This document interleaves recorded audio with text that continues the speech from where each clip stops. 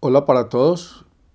En esta presentación tiene como objetivo presentar los principios o fundamentos del diagnóstico genético prenatal en este núcleo de gestación humana que están desarrollando en este semestre.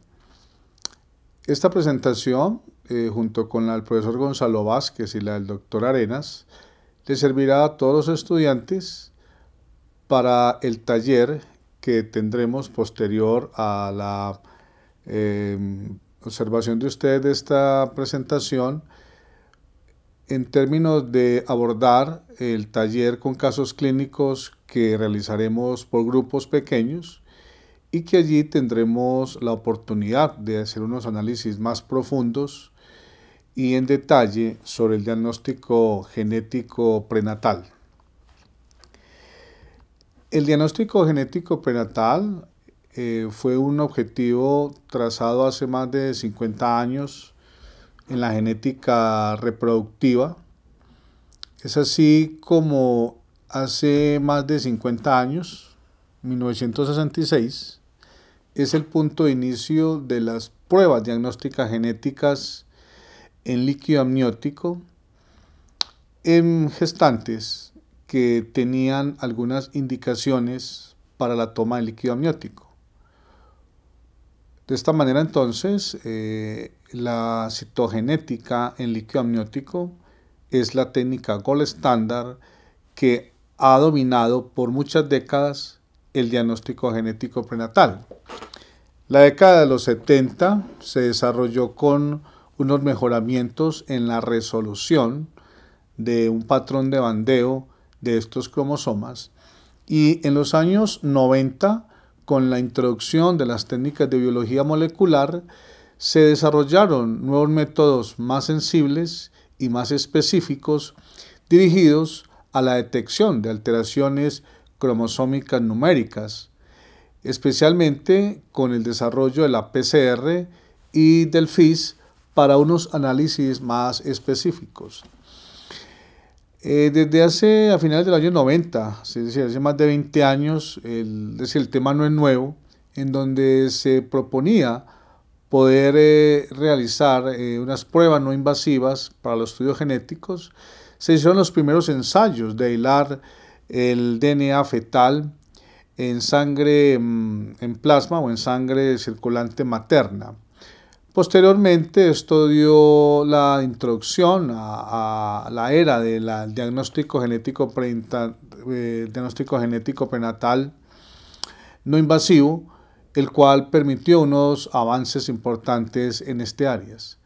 Posteriormente, la introducción de otras técnicas moleculares más definidas, como el CGH, y en los años 2000, al final y a mediados de los 2000, con la introducción de las técnicas genómicas completas de genomas, ha permitido entonces tener unos avances supremamente importantes en la detección de este tipo de alteraciones genéticas en fetos con indicaciones para realizar unas pruebas genéticas prenatales y en las cuales muy posiblemente estén presentes alteraciones genéticas. En la actualidad se tienen técnicas muy novedosas de poder hacer una evaluación completa tanto del genoma del feto como del exoma o genes completos relacionados con algunas entidades. Esto ha sido muy importante porque muchas guías de diferentes asociaciones de ginecología y obstetricia han incluido y recomiendan estas pruebas. De esta manera podemos ver entonces que la introducción del diagnóstico genético prenatal lleva un buen tiempo en la atención de pacientes con fetos con sospecha de alteraciones cromosómicas. El diagnóstico genético prenatal consiste entonces en tener una evaluación de un feto el cual presenta un riesgo alto conocido de presentar una enfermedad genética. Esta selección de fetos con altos riesgos son los casos en los cuales se debe realizar un diagnóstico genético prenatal. El diagnóstico genético prenatal también tiene un principio muy importante, el cual es determinar si el feto con unas indicaciones de alto riesgo de tener alteraciones cromosómicas, pues va a presentar o no este tipo de alteraciones. En el diagnóstico genético prenatal o en diferentes presentaciones de sus profesores han visto que la ventana o las semanas son muy importantes y en general podríamos considerar que los diagnósticos genéticos prenatales serían muy útiles antes de la semana 20 de la gestación.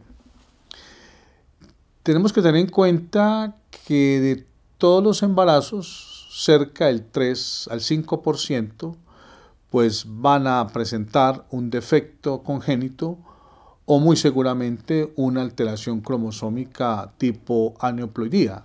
Es allí a esta fracción o a este pequeño porcentaje de fetos en los cuales se debe estar indicado el diagnóstico prenatal. Los objetivos del diagnóstico prenatal pues son varios.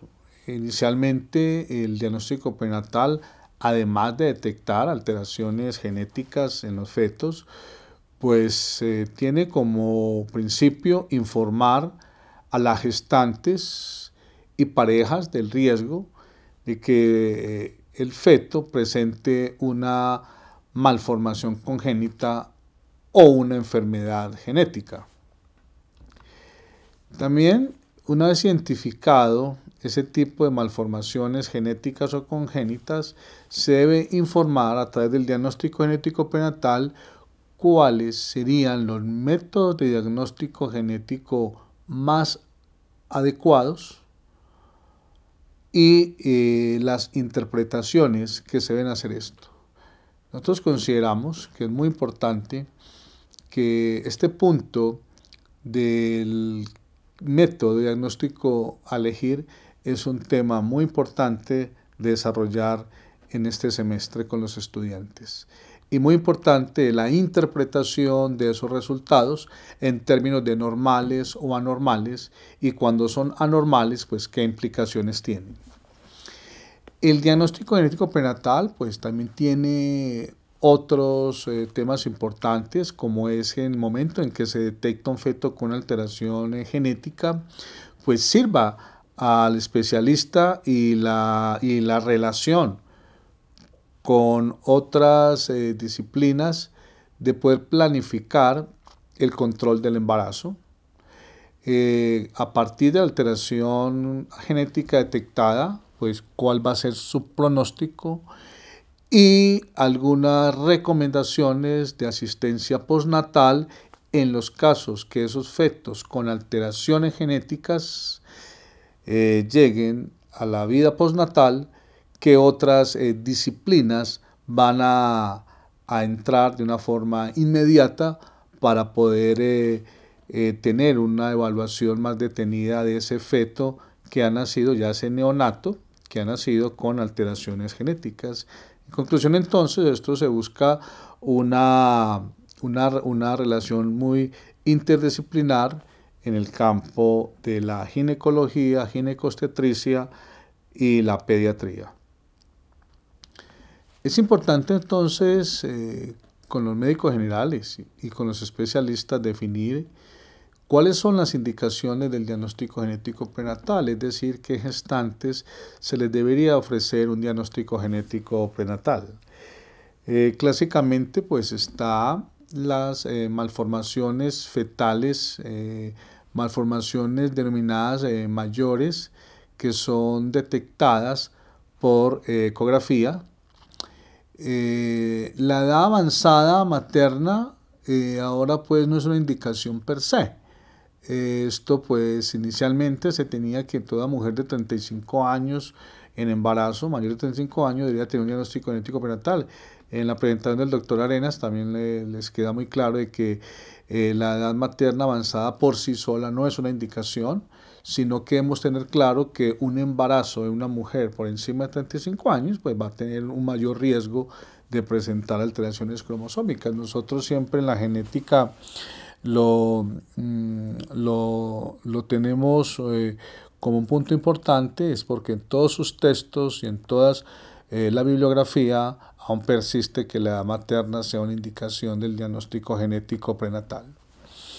Es muy importante en las gestantes sus antecedentes clínicos personales y familiares, es decir, una gestante que tenga como antecedentes un hijo previo con una alteración cromosómica, numérica o estructural, o que esas gestantes presentes antecedentes familiares de enfermedades genéticas, especialmente de tipo mendeliano. Allí tenemos que ser cuidadosos de estar indagando estos antecedentes, porque entonces serían unas gestantes que podrían ser susceptibles de ofrecerles o recomendarles el diagnóstico genético prenatal. Lo anterior va unido porque ustedes podrían recordar que las translocaciones balanceadas en los padres, o digamos en la población general, aparecen translocaciones o reglamentos estructurales en un porcentaje bajo de 1.17%, es decir, menos de 1.2%, pero tenemos que estar atentos a que en algunos casos de antecedentes personales de algunas gestantes, pues posiblemente los padres porten algunas de estas translocaciones y estas posiblemente se transmitan a sus fetos, a sus hijos. Entonces tenemos que estar atentos cuando indicar también hacer un estudio genéticos en los padres. Esas indicaciones pues también van muy correlacionadas con los hallazgos bioquímicos que realizan los especialistas de la ginecología, como son alteraciones en los analitos que ellos usualmente realizan, específicamente con la beta-HCG. En estas situaciones, cuando las beta-HCG están en unos valores fuera de lo normal, podría estar esto en consonancia con un feto con alteraciones genéticas. Luego las indicaciones, pues que queda ya muy claro para todos, vendría el paso de en qué muestra le podemos ofrecer o recomendar a las gestantes realizar un diagnóstico genético prenatal. Entonces tenemos las muestras, digamos, estándar o tradicionales. En primer lugar, sería ofrecer un diagnóstico genético prenatal en vellosidades coriales. En este tipo de muestra, que de alguna forma es algo dificultoso procesarlo en el laboratorio, usualmente la ventana o las semanas apropiadas para una biopsia de vellosidades coriales sería la semana 10. Luego estaría entonces otra muestra muy importante, que es el líquido amniótico, el cual sería obtener amniocitos para cultivarlos en el laboratorio, en cultivos celulares para citogenética. Y no nos podemos olvidar, ojalá nunca, que la ventana adecuada para tomar muestra de líquido amniótico para una prueba de diagnóstico prenatal es entre la semana 14 y en la semana 16. Cuando se toman muestras de líquido amniótico por encima del segundo trimestre, posiblemente semana 25 o semanas muy avanzadas como la semana 30, allí entonces se van a presentar problemas técnicos en los cultivos celulares. Y de nuestra experiencia en la unidad genética médica, tenemos entonces que es importante que los especialistas puedan tomar estas muestras en semana 14 a 16.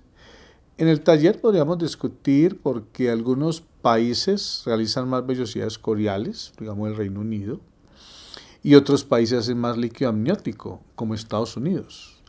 La experiencia en nuestro medio, ¿cierto? En Medellín, en Colombia, es que la escuela colombiana, digamos, el diagnóstico prenatal, es más a líquido amniótico que vellosidad corial. Otro tipo de muestra que se utilizó en los años 70, años 80 y digamos 90 ha sido la toma de sangre fetal del cordón umbilical. Dado pues la dificultad de la toma de este tipo de muestra, pues en la actualidad podríamos considerar que la sangre fetal del cordón umbilical, diría que no se hace con gran frecuencia, digamos que son muy pocos los casos que se toman sangre fetal. Y el otro tipo de muestra, como mencionamos en la introducción, es poder realizar el diagnóstico genético prenatal en DNA fetal libre circulante en plasma materno. En la actualidad suena como muy nuevo, ¿no? Ya vimos que aproximadamente ya hace más de 20 años se han hecho los primeros ensayos, sino que en los últimos 5 años ha tomado un gran impulso poder realizar y obtener células de DNA fetal, puesto que va a implicar una técnica de diagnóstico no invasivo.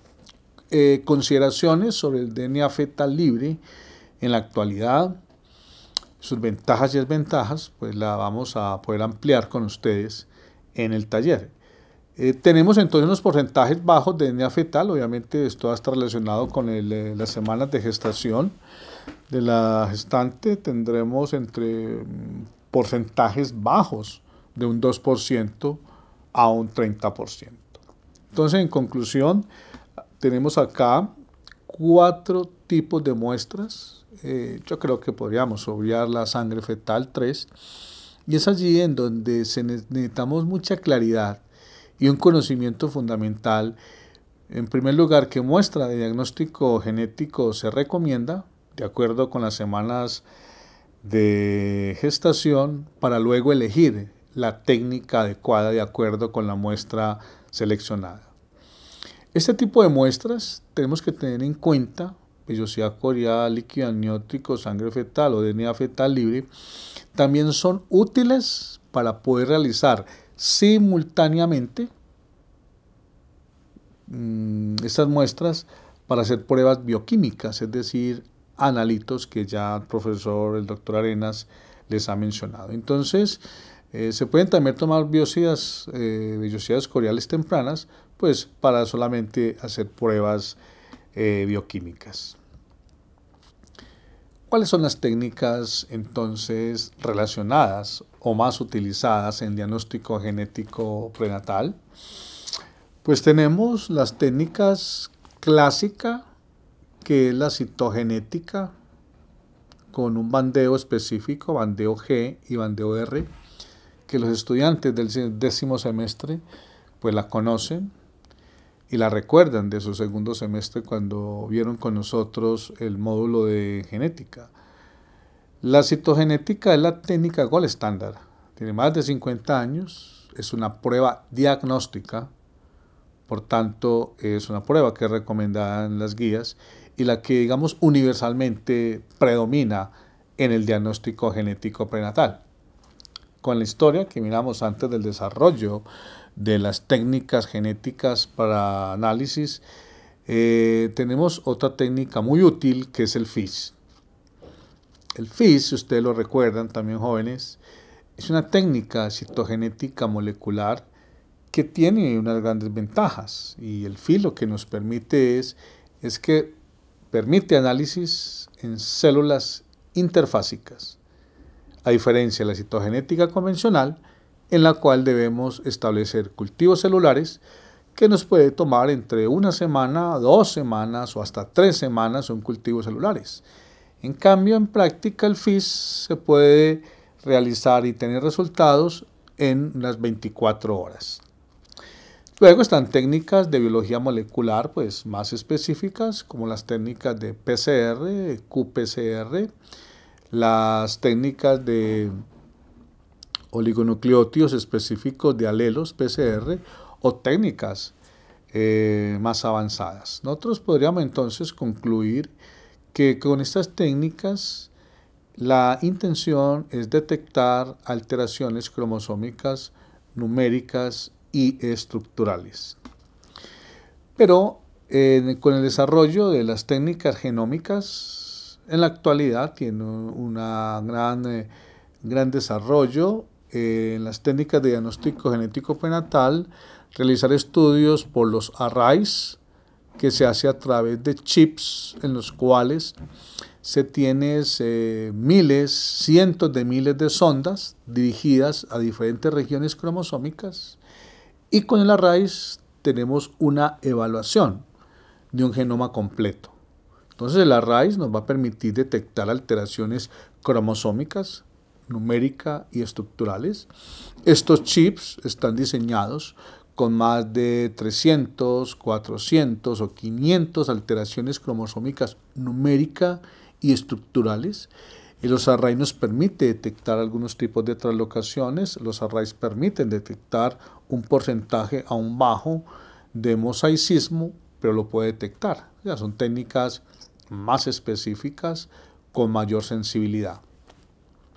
También se encuentra otra técnica de diagnóstico prenatal en la actualidad con mucha utilidad, es el secuenciamiento masivo, que se denomina las técnicas de secuenciamiento de nueva generación, en el sentido que el secuenciamiento masivo, conjunto con el exoma genético, es evaluar todo el genoma completo de un feto, o todo el exoma. El exoma es el conjunto de exones que conforman un gen, o el conjunto de exones que conforman el genoma total.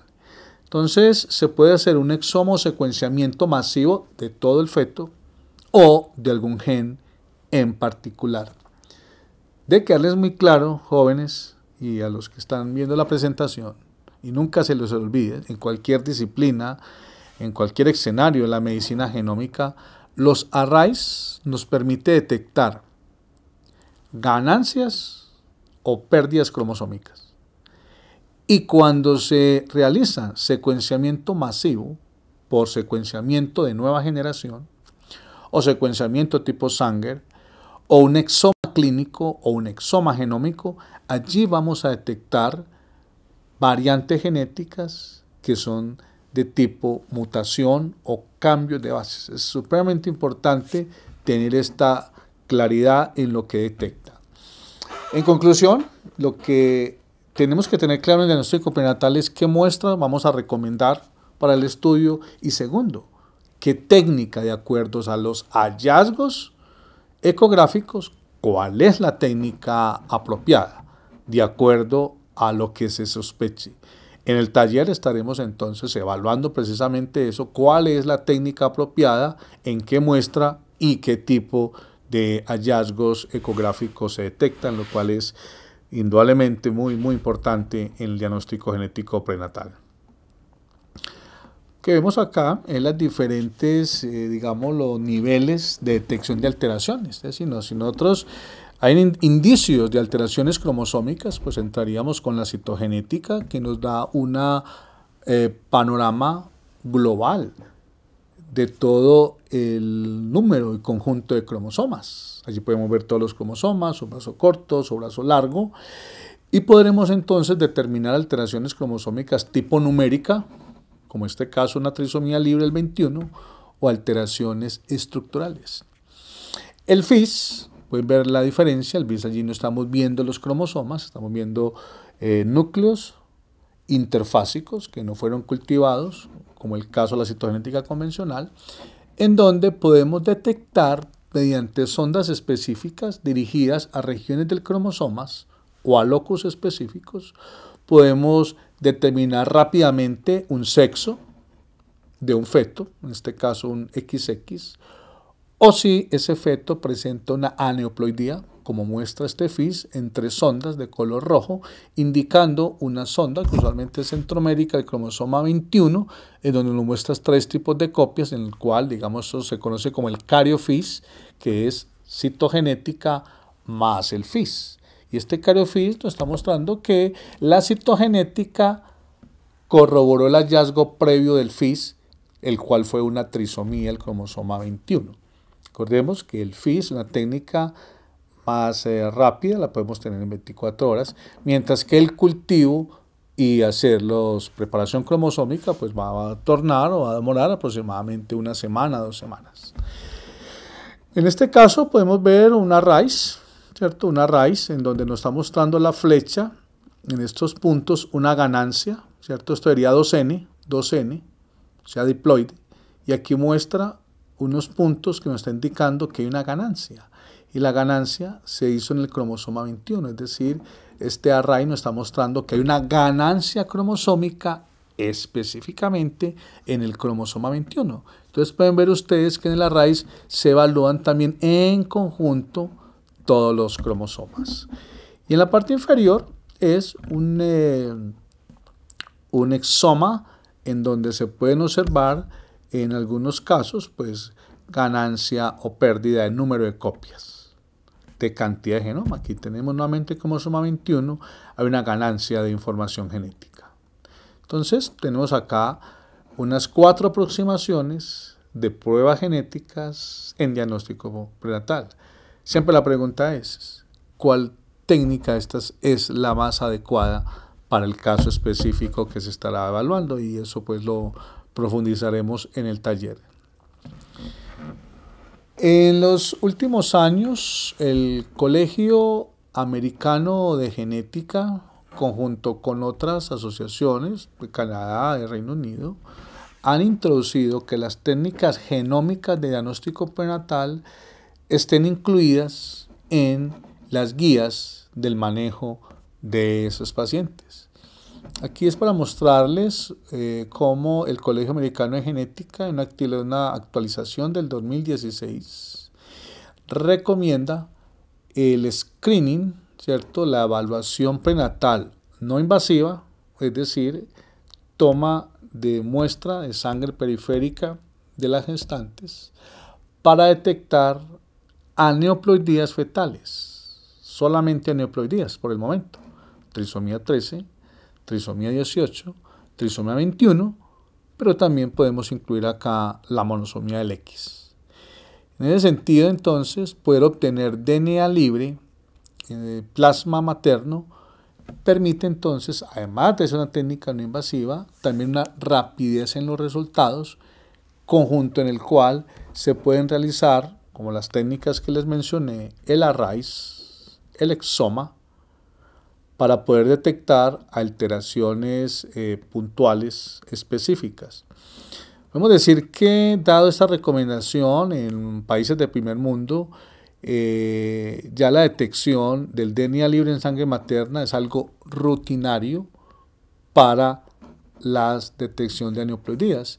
Y en otros casos también es de mucha utilidad evaluar o obtener muestras de DNA libre para detectar mutaciones en hallazgos compatibles con desórdenes monogénicos o mendelianos.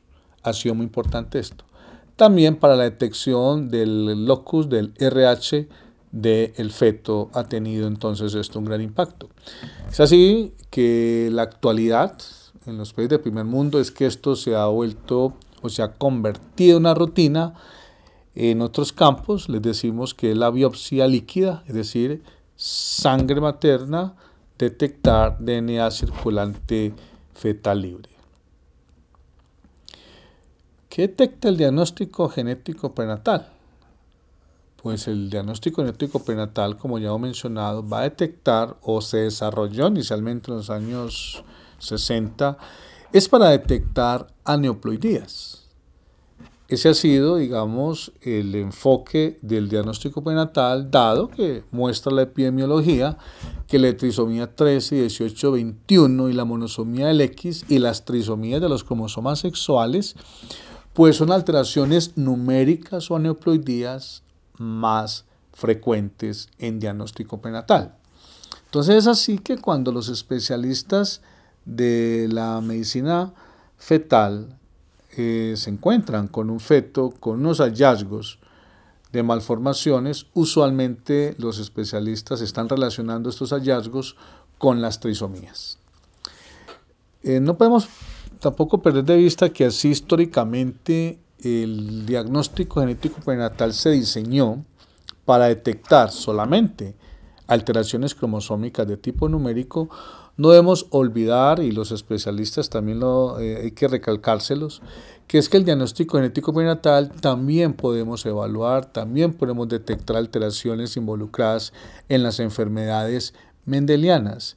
Y cuando se detectan alteraciones genéticas mendelianas en los fetos, se quiere evaluar, pues ustedes saben muy bien que en la genética mendeliana entonces entra los mecanismos de transmisión hereditaria, en donde tenemos los dos grandes grupos de enfermedades genéticas monogénicas, las dominantes y las recesivas, en donde ustedes saben muy bien que si estamos frente al diagnóstico de una enfermedad monogénica mendeliana tipo dominante, ya hay un riesgo muy alto, por encima del 50 al 100%, es decir, un promedio de un 80%, que esos rasgos hereditarios hayan sido transmitidos de la madre o uno de sus padres a los hijos.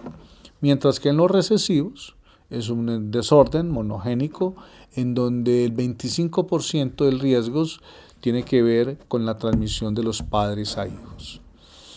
Las enfermedades dominantes, como ustedes podrán recordar, tenemos un ejemplo claro de las familias que tienen una relación con la enfermedad de Huntington.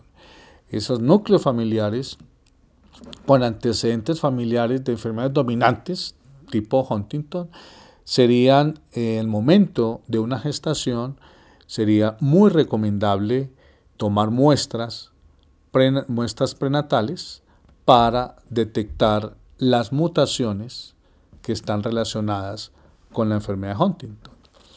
También los especialistas de medicina fetal con alguna frecuencia diagnostican un síndrome de Holt-Oram, es una enfermedad también de tipo dominante, y se conoce que este marcador génico, este gen TBX5, usualmente presenta mutaciones. Entonces aquí tenemos unos casos específicos donde no la causa o el origen genético de la enfermedad no es cromosómico, sino que es un origen de una mutación puntual en genes específicos.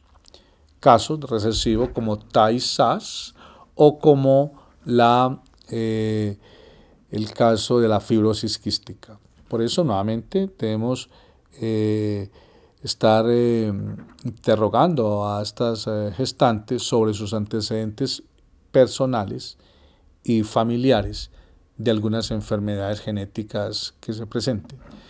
Las enfermedades ligadas al X obviamente es muy importante. Recuerden que las enfermedades ligadas al X, la madre usualmente son las portadoras y le transmitirá a aquellos fetos varones el cromosoma X que porta la alteración o la mutación y los hace entonces afectados.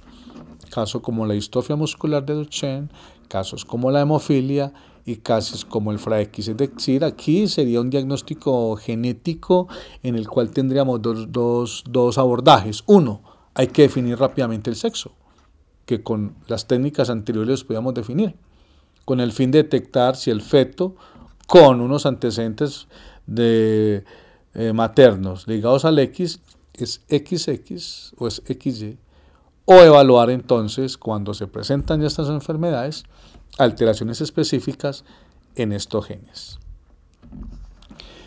Tampoco se nos puede olvidar que en el diagnóstico genético prenatal también se pueden detectar y evaluar enfermedades metabólicas, pues que es un mundo muy grande dentro de la genética médica y en especialmente las mucopolisacaridosis, que son de diferentes subtipos o muy heterogéneas.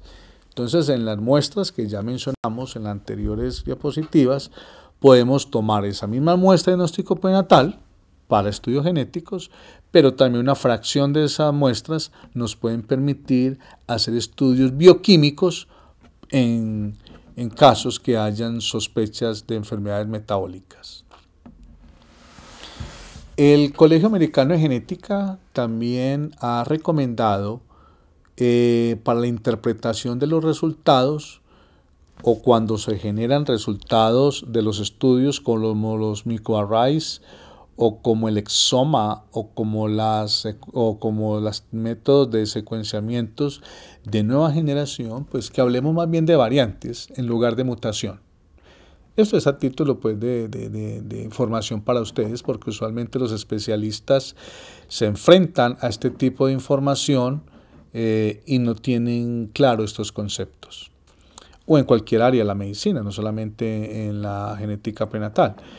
Cuando los estudios de Arrays o los estudios de exomas nos están informando que hay variantes patogénicas, quiere decir que la variante patogénica es el sinónimo de una mutación, el cual es la responsable del fenotipo anormal que se está observando. Cuando se informa variantes probablemente patogénicas, es que no hay mucha evidencia de que esa alteración genética esté relacionada con la enfermedad, pero que es muy probable. Se necesitaría entonces documentar más casos. Los estudios genómicos en cualquier área de enfermedades nos muestran alteraciones o variantes benignas. Las variantes benignas son alteraciones, pues son mutaciones en las cuales no afectan o no están relacionadas con el desarrollo de un fenotipo anormal. Es lo que también se denominan polimorfismos, que también tiene un fundamento poblacional. Otras variantes que son probablemente benignas, es decir, no se sabe a ciencia cierta si son benignas o no son benignas. Nuevamente, se falta documentar más casos. Y otro que es un dolor de cabeza para los clínicos es que les informan una serie de variantes que denominan significado incierto, es decir, la alteración puntual o genética que informan, no hay evidencia suficiente si está relacionado con la enfermedad o no con la enfermedad. Entonces allí hay un dilema que se enfrentan los clínicos para tratar de poder definir este tipo de interpretar estos resultados. En cuanto a las alteraciones cromosómicas que se detectan con mayor frecuencia o que son dirigidos los estudios de genética prenatal, pues todos ya conocemos que las aneuploidías de tipo autosómico 21, 18 y 13 son las que principalmente se diagnostican en esta área, en donde vemos que la alteración o la trisomía 21 es la más frecuente, la más compatible con la vida, mientras que la trisomía 18 y 13 pues son las menos frecuentes, especialmente la trisomía 13, que usualmente tiene una prevalencia de 1 en 10.000 neonatos, o sea, es una prevalencia muy baja, lo cual está indicando que tiene una probabilidad de supervivencia muy baja. No solamente alteraciones numéricas libres, sino también se presentan las translocaciones, la tipo robertsoniana que ustedes pueden recordar, y la translocación recíproca. Vemos que las translocaciones de tipo robertsoniana son más frecuentes frente a las translocaciones. Las robertsonianas son más frecuentes que las recíprocas, como nos muestra aquí la frecuencia. También en el diagnóstico prenatal no solamente es detectar alteraciones cromosómicas autosómicas, sino también alteraciones cromosómicas que involucren los cromosomas sexuales, ¿cierto? Como el caso de Klinefelter, como el Turner, en donde encontramos allí unas frecuencias digamos no tan alta como estas estructurales, la 18 y la 13, en los casos entonces el diagnóstico genético prenatal también son muy comunes informar este tipo de alteraciones. En conclusión, se tiene que los desórdenes autosómicos y los reordenamientos no balanceados, una probabilidad pues no tan infrecuentes, 1 en 203, frente a los reordenamientos balanceados que son menos infrecuentes, de 1 en 500. En conclusión aquí, pues la tabla que nos muestra es cuáles son las alteraciones cromosómicas más comunes que se enfrentan los especialistas en la medicina fetal. Esta tabla es para mostrar que no solamente el diagnóstico genético prenatal es para alteraciones cromosómicas, sino también para detectar mutaciones puntuales en enfermedades monogénicas de tipo mendeliano, ya sea dominante o recesivo, como algunas que ya hemos mencionado. Es importante entonces relacionar la edad materna al momento del embarazo con alteraciones cromosómicas. En esta tabla claramente se observa que en la medida que las mujeres aplacen o planeen embarazos a mayores edades, la aparición del riesgo de un feto tener una trisomía 21 va aumentando, como vemos claramente en la tabla, que a partir de 35 años se tiene un riesgo mayor que un pico reproductivo, digamos de los 25 o 28 años, y que ya por encima de 40 años las gestantes tendrán un riesgo muy alto de tener un feto con una alteración de una trisomía al 21. Pero no nos puede quedar solamente en la mente que es que la trisomía 21 es la única alteración cromosómica que se presenta con una edad avanzada al momento del embarazo, ¿no? Tenemos que tener en cuenta que cualquier otro tipo de alteración cromosómica, llámese numérica o estructural, también viene entonces simultáneamente con unos riesgos que a partir de los 35 años, como ustedes pueden ver, aparezcan riesgos mayores de tener. Entonces nosotros en la genética, pues en las indicaciones de las recomendaciones de los estudios genéticos prenatales, pues dado este tipo de tablas, es recomendar el diagnóstico genético, pues siempre y cuando lo debe correlacionar con los hallazgos ecográficos realizados por los especialistas, porque si no se encuentran hallazgos ecográficos importantes en las trisomías de en una evaluación de un embarazo de una madre de más de 35 años, pues realmente no va a justificar realizar los estudios cromosómicos. Aquí vemos entonces tablas que nos muestran la frecuencia de los riesgos, en este caso trisomía 21, pues que está aumentando paulatinamente con la edad avanzada de la madre. Ustedes recuerdan muy bien que cuando hablamos de este origen de alteraciones cromosómicas, la gran mayoría son esporádicas, es decir, son alteraciones cromosómicas que se presentan por una no disyunción, es decir, un error en la segregación de los cromosomas, que es difícil establecer si esa no disyunción fue en la meiosis 1 o si fue en la meiosis 2. Esto para que nos sirva de contexto para explicar cuando aparecen las alteraciones cromosómicas, cuáles serían entonces las causas que lo originó. Siempre la respuesta inicial va a ser fue una no disyunción que ocurrió en meiosis 1 o en meiosis 2, donde los cromosomas emigraron con unos errores y originaron la aparición de unos gametos con alteraciones cromosómicas. ¿Cuándo se debe recomendar entonces los diagnósticos genéticos prenatales? Pues cuando aparezcan, que lo pueden ver muy claramente en la presentación del doctor Arenas, cuando hayan marcadores ecográficos. Y esos marcadores ecográficos se han correlacionado entonces, o esos hallazgos ecográficos de malformaciones mayores, se han relacionado entonces con fetos con alteraciones cromosómicas. Entonces, nuevamente para recordarlo acá, es que las principales malformaciones cardíacas congénitas tienen un componente importante de alteración cromosómica, que el retardo del crecimiento intrauterino, la restricción del crecimiento intrauterino también está relacionado con la aparición de alteraciones cromosómicas, igual para los defectos del sistema nervioso central, en las malformaciones renales y en los oligoamios. Entonces es así que estos hallazgos detectados ecográficamente ya están entonces teniendo un riesgo en esos fetos de que muy posiblemente o de medianamente posible puedan tener un riesgo de tener una alteración cromosómica como tal. Tenemos entonces las prevalencias de alteraciones cromosómicas en fetos, ¿cierto? Eso serían como unos porcentajes de fetos con el cariotipo alterado. Si la anormalidad es solamente aislada, pues encontraremos unos porcentajes de alteraciones cromosómicas bajos.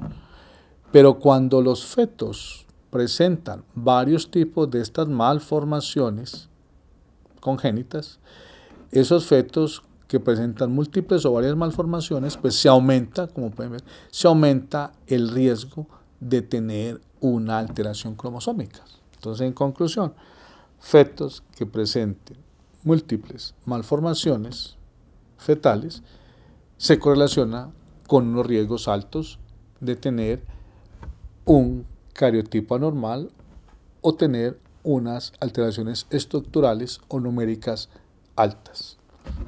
Y se puede ver claramente en esta tabla. También es importante en las especialistas de la medicina fetal y nosotros en la genética la correlación del genotipo-fenotipo. Cuando se están diagnosticando fetos con trisomía 21, 18, 13, trisomías de cromosomas sexuales o caso de monosomía del X, pues hay claramente unas características clínicas, algunas las comparten. Y eso es muy importante porque puede establecer el pronóstico. El pronóstico es si al momento en que hizo el diagnóstico y sale positivo para estas trisomías, pues cómo será el pronóstico de esos fetos, si podrán llegar a término o no llegar a término. Y los que lleguen a término, cómo va a ser su calidad de vida postnatal. Tenemos entonces que como mostramos en la anterior diapositiva, los defectos cardíacos es común o se presenta tanto en la trisomía 21, 18 y 13. El caso de que los ecografistas estén detectando de una forma aislada solamente una malformación cardíaca, pues claramente puede darle un indicio de que posiblemente el feto tenga una aneuploidía, pero no podrá decir con una gran precisión, bueno, es un feto aneuploide, será una trisomía 21. No lo podrá decir porque es muy común. Igualmente, la restricción del crecimiento intrauterino también es muy común que se acompañe de fetos con diferentes o con diversas alteraciones o malformaciones fetales. Tenemos los defectos del sistema central, pues que también puede acompañar y presentarse en diferentes trisomías, como la 13 y la 18. Entonces, para nosotros en la genética es importante la correlación de genotipo-fenotipo, pues porque nos permitirá tener elementos para precisar cuál de esos fetos con sospecha de trisomía realmente lo tiene. Y como mencionamos, pues el pronóstico, obviamente vimos unas tablas de prevalencia e incidencia. La trisomía 21 tiene unas prevalencias altas de sobrevida, pero vemos que la trisomía 18 tiene un pronóstico menor, o sea, tiene un mal pronóstico, y sí que más la trisomía 13, porque un buen porcentaje de ellos no llegan a término y los que llegan a término mueren en los siguientes días.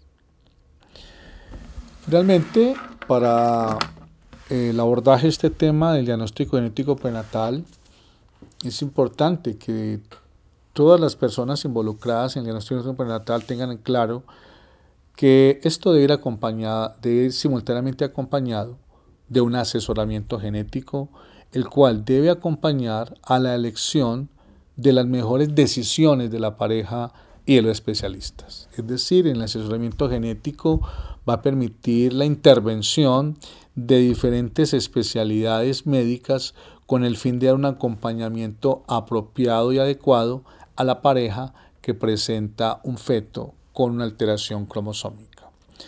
El asesoramiento genético siempre debe estar incluido en un programa de diagnóstico prenatal. Un buen programa de diagnóstico prenatal debe tener un acompañamiento transversal de este tipo de asesoramiento genético.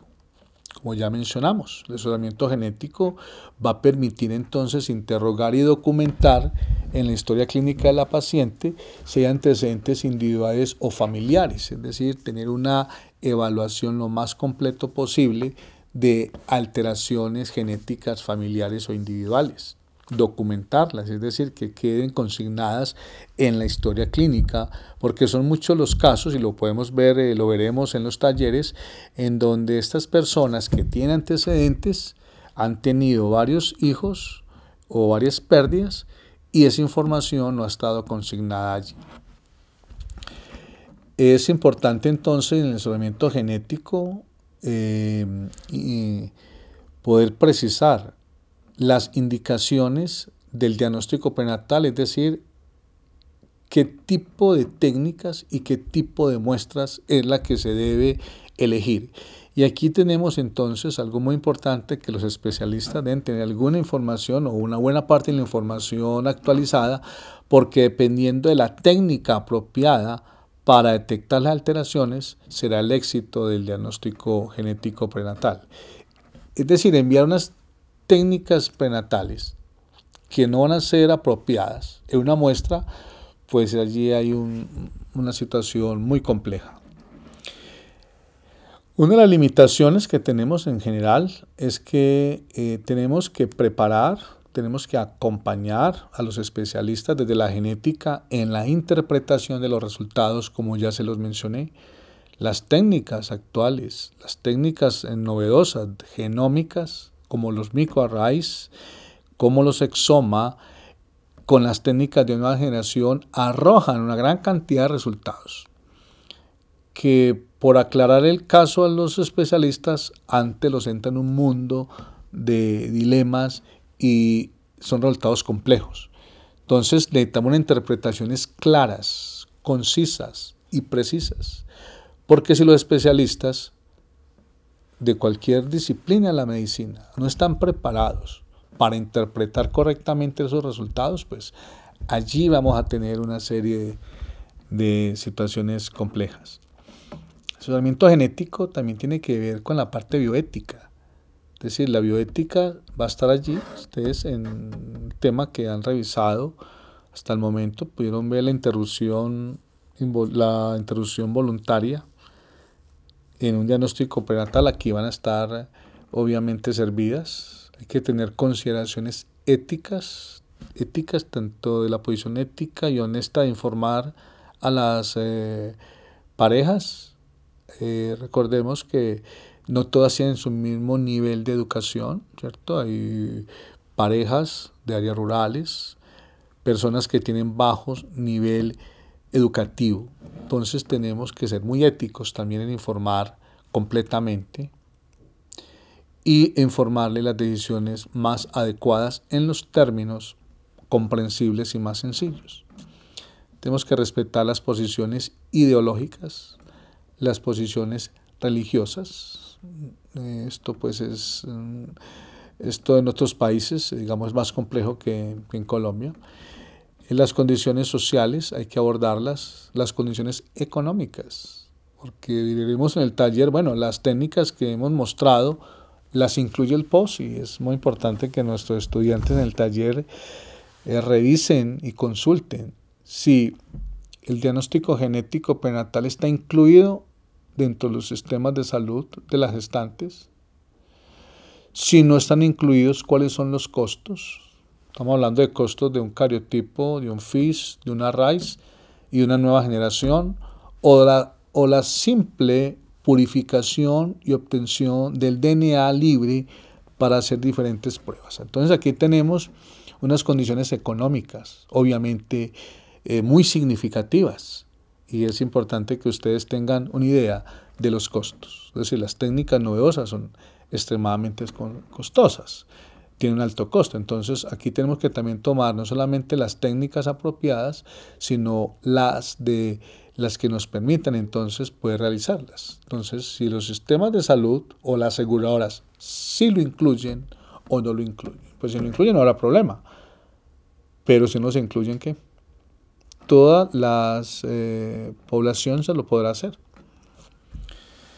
Incluso tenemos limitaciones en Colombia técnicas, muchas pruebas, varias pruebas genómicas no se hacen en Colombia, se toman y se envían al exterior. Entonces tenemos entonces allí una serie de condiciones que del asesoramiento genético, los genetistas tenemos que abordar con estas pacientes. Nuevamente es un proceso interdisciplinario, ¿cierto? Tenemos que interactuar el ginecólogo de base, el de medicina fetal, el ecografista, el genetista y los demás especialistas que acompañan este tipo de diagnóstico prenatal. En conclusión, tenemos que entregarle toda esta información completa a la pareja para que tome la mejor decisión, ¿cierto? Ellos son los que van a tomar la decisión, el médico no toma la decisión, y el genetista tampoco toma la decisión ni en influir en la toma de decisión, que es ser libre.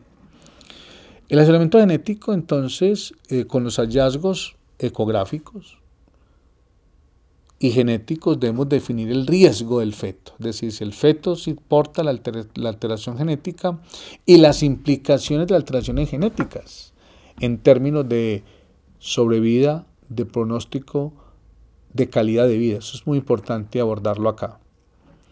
Las consecuencias probables del problema, es decir, los neonatos que nacen con alteraciones cromosómicas o genéticas de enfermedades monogénicas, consecuencias económicas, consecuencias sociales, consecuencias escolares, de aprendizaje. Ese tema hay que abordarlo claramente desde el asesoramiento genético. Los riesgos y limitaciones de los procedimientos, ya en la presentación del doctor Arenas, ¿cierto? Cada vez que se toma, funciona para tomar líquido amniótico, vellosidades tiene un riesgo de pérdida. Esto cuando los estudios genéticos, digamos, no arrojan resultados concluyentes. Entonces, bueno, vamos a repetir la prueba. ¿A qué semanas está ya la paciente? Vamos a volver a tomar las muestras. Esto va a tener entonces otro riesgo adicional de los que ya nos mencionaron. Hay técnicas que debe conocer los especialistas en términos de sensibilidad y especificidad, es decir, cuál es la técnica apropiada. No se puede enviar una técnica que no era conveniente y luego remitir otra prueba de la que sí era conveniente, pues esto no puede pasar. Entonces necesitamos allá que hay unas limitaciones en las técnicas. Necesitamos técnicas muy sensibles y de mucha especificidad. Estos estudios, por nuestra experiencia en genética médica, el tiempo, las madres obviamente son personas que quedan con mucha angustia y pueden estar llamando constantemente al laboratorio, ya salió el cariotipo, ya salió el FIS. Tanto presión para el ginecólogo como para los laboratorios no debiera ser, porque se debe tener un tiempo necesario, un tiempo adecuado, mesurado para consultar, para preparar el resultado final, para discutir en un staff dependiendo de la situación, para tener la mejor información posible. Entonces debemos también tener un tiempo, así se requieren resultados inmediatos, rápidos, también necesitamos un tiempo adecuado para preparar el escenario de la información. Nuevamente las madres son personas que tienen mucha angustia y quieren un resultado casi que al otro día. Es decir, los estudios genéticos no es como hacer una ecografía que en tiempo real se tiene, ¿no? Cada técnica, cada prueba tiene su tiempo razonable. Ya mencionamos, los ginecólogos o especialistas deben informar claramente si se repite un procedimiento por cualquier situación que haya pasado, el riesgo que debe incluir esto, si se amerita o no amerita. Y hay algo que discutiremos en el taller, es que resulta que las técnicas de diagnóstico prenatal que hemos mencionado, en muchos casos no tienen un carácter definitivo. Por varias razones, los resultados no son concluyentes. Es decir, no se encontró una alteración genética. Es decir, feto con malformaciones, múltiples malformaciones y un estudio genético normal, puntual. ¿Qué sigue? ¿Qué vamos a enviar? Y lo segundo es que los resultados que se obtienen de estos diagnósticos genéticos, las pruebas fueron de screening o de tamizaje. Y como estamos hablando de diagnóstico genético prenatal, esto tiene que validarse y debe corroborarse con técnicas de diagnóstico prenatal.